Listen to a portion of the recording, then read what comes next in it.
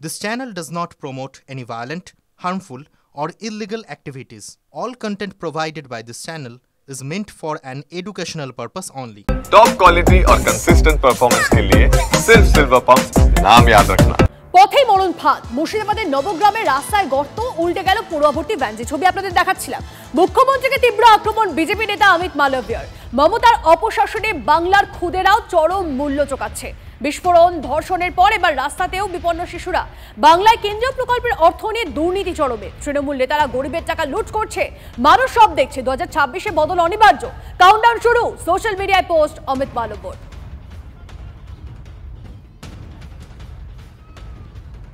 তৃণমূলের রাজ্য সহ সভাপতি জয়প্রকাশ মজুমদার এই মুহূর্তে আমাদের সঙ্গে রয়েছেন। জয়প্রকাশ বাবু, পথেই মরণ ফাঁদ, মুর্শিদাবাদের নবগ্রামে যে রাস্তায় উল্টে গেল পড়ুয়া ভর্তি ভ্যান, সেই নিয়ে আক্রমণ করেছেন বিজেপি নেতা অমিত মালভিয়া। তিনি বলছেন মমতার অপশাসনে বাংলার খুদেরাও চরম মূল্য চোকাচ্ছে।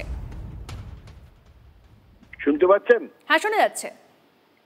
আমি অমিত মালভিয়াকে বলবো যে আপনি বরং উত্তরাখণ্ড, উত্তরকাশী, অন্য সব জায়গায় একটু নজর দিন। যে আপনাদের এমন আপনারা প্রকল্প নিয়েছেন পাহাড়ে, যে হরপা মানে কয়েকশো গাড়ি ভেসে যাচ্ছে, বাড়ি ভেসে যাচ্ছে, লোকে মারা যাচ্ছে, আপনাদের কোনো রকম হেলদোল নেই। ওই দিকটা একটু মন দিন না। একটা অ্যাক্সিডেন্ট হয়েছে, যেরকম অ্যাক্সিডেন্ট সারা ভারতে বহু হয়েছে, সবকিছুতে মমতা বন্দ্যোপাধ্যায়কে জড়ালে এখানকার লোকে হাসছে আপনাদের জন্যে।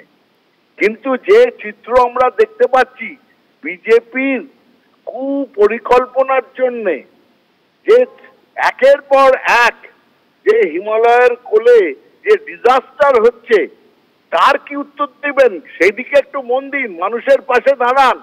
মমতা বন্দ্যোপাধ্যায় মানুষের পাশে দাঁড়ান, আপনারা তাকে দেখে শিখুন। বোঝা যাচ্ছে আপনার বক্তব্য স্পষ্ট। অনেক ধন্যবাদ আমাদের সঙ্গে কথা বলার জন্য। মালদার হরিশ্চন্দ্রপুরে পাড়া সমাধান কর্মসূচিতে বঞ্চনার অভিযোগ। বৃদ্ধ দম্পতির কাতর আবেদন না শোনার অভিযোগ বিডিওর বিরুদ্ধে। প্রশাসন এবং জনপ্রতিনিধিদের ভূমিকা প্রশ্নচিহ্নের মুখে। মালদার হরিশ্চন্দ্রপুরের তুলসীহাটা গ্রামের বাসিন্দা কলিমুদ্দিন শেখ, বয়স 64, বাড়িতে স্ত্রী ও বিশেষভাবে সক্ষম ছেলে রয়েছে। অভিযোগ, আবাসের ঘর, লক্ষ্মীর ভান্ডার থেকে শুরু করে বার্ধক্য ভাতা, এমনকি রেশন পর্যন্ত মেলে না এই পরিবারের। পাড়া সমাধান কর্মসূচিতে গিয়েও আবেদন না শোনার অভিযোগ। দম্পতির প্রতিবেশীরাও তাদের অসহায়তার কথা জানিয়েছেন। প্রশ্ন উঠছে, আর কত দরিদ্র হলে মিলবে সরকারি সাহায্য? মুখে কুলুপ প্রশাসনের, রাজ্য সরকারকে তুলোধনা বিজেপির। কমসে কম আজ 10-15 বছর ধরে 15 বছর ধরে কমসে কম আমার বাড়িও পড়ে গেছে। আমি কেঁদে বললাম বিডিও সাহেবকে, আমার না হলো বাড়িটা করে দেন। বলছে না, হবে না, আমি করতে পারবো না। আমি কেঁদে বলেছি স্যার, তাও আমার হচ্ছে না। রেশন পান? রেশনও পাচ্ছেন না। 2026-এ যে নির্বাচন, বিধানসভা নির্বাচন, এটাকে সামনে রেখে লোককে আবার নতুন একটা ভাওতা দিতে চলেছে।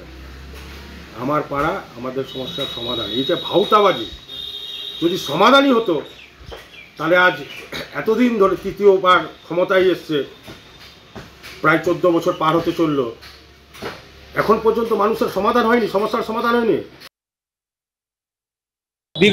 বিগত দিনে পায়নি, ঠিক আছে, কিন্তু এখন বর্তমানে উনি এই পূর্ব রাড়িয়ালেরই বাসিন্দা। উনি সত্যি খুবই গরিব, তিনি পাওয়ার যোগ্য সমস্ত রকম স্কিম।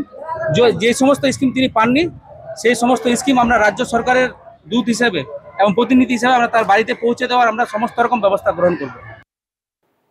সাত সকালে ধুন্ধুমার কাণ্ড, রাজ্য সড়কের ধারে এটিএম লুটের চেষ্টা। 3 দুষ্কৃতীকে ধরে গণধোলাই দিয়ে পুলিশের হাতে তুলে দিল স্থানীয়রা। বাঁকুড়া সদর থানার মাকুড়গ্রাম এলাকার ঘটনা। অভিযোগ, বাঁকুড়া দুর্গাপুর রাজ্য সড়কের উপর মাকুড়গ্রাম বাজারে এসে দাঁড়ায় একটি গাড়ি। ঝাড়খণ্ডের নম্বর দেওয়া সেই গাড়ি থেকে 4 জন নেমে এটিএম এর ভিতরে ঢুকে শাটার নামিয়ে দেয়। হীরক আমাদের প্রতিনিধি আমাদের সঙ্গে রয়েছে। হীরক, ঠিক কি হয়েছিল ঘটনা, কি জানা যাচ্ছে? তনিষ্ঠা, দেখো, বাঁকুড়া দুর্গাপুর রাজ্য সড়কের ধারে মাকুড়গ্রাম যে ভরা বাজার আছে, ভরা বাজারেই সকাল 7:30 নাগাদে একটি ঝাড়খণ্ডের নাম্বার দেওয়া গাড়ি এসে থামে এবং সেই গাড়ি থেকে 4 জন ব্যক্তি নেমে সোজা পাশেই থাকা একটি রাষ্ট্রায়ত্ত ব্যাংকের এটিএম এর ভেতরে ঢুকেই সেখানে ছাত্র নামিয়ে দেয়। বেশ কিছুক্ষণ পরেও ওই ব্যক্তিরা বেরিয়ে না আসায় স্থানীয় বাসিন্দাদের সন্দেহ হয় এবং সন্দেহ হওয়ার পরই তারা ওই এটিএম ঘেরাও করে তারা ভেতরে ঢোকার চেষ্টা করে এবং তখনই দেখা যায় যে ওই 4 জন ভেতরে ঢুকে এটিএম এর যে যন্ত্র সেই যন্ত্র ভাঙার চেষ্টা করছে। একই সঙ্গে সিসি ক্যামেরার যেগুলো ছিল সেগুলো ব্ল্যাক টেপ দিয়ে মুড়ে দেওয়া হয়েছে গুলো এবং এই ঘটনার পরই কিন্তু স্থানীয় বাসিন্দারা ওই 4 জনকে ধরে ফেলে। তার মধ্যে একজন স্থানীয়দের হাত ছাড়িয়ে পালিয়ে গেল, বাকি 3 জনকে ধরে গণধোলাই দেয় স্থানীয় বাসিন্দারা এবং পরে বাঁকুড়া সদর থানা পুলিশের হাতে তুলে দেওয়া হয়। বাঁকুড়া সদর থানা পুলিশ ওই 3 জনকে উদ্ধার করে বাঁকুড়া সম্মেলনী মেডিকেল কলেজ হাসপাতালে চিকিৎসার জন্য নিয়ে গেছে। তাদের জিজ্ঞাসাবাদ করে গোটা ঘটনা জানার চেষ্টা চালানো হবে। স্থানীয় বাসিন্দাদের যেটা দাবি যে এটিএম করার উদ্দেশ্যেই এই ব্যক্তিরা ভেতরে প্রবেশ করেছিল, যদিও সে কাজে তারা সফল হয়নি। তার আগে স্থানীয় বাসিন্দারা তাদের ধরে ফেলে। বেশ, ধন্যবাদ হিরক।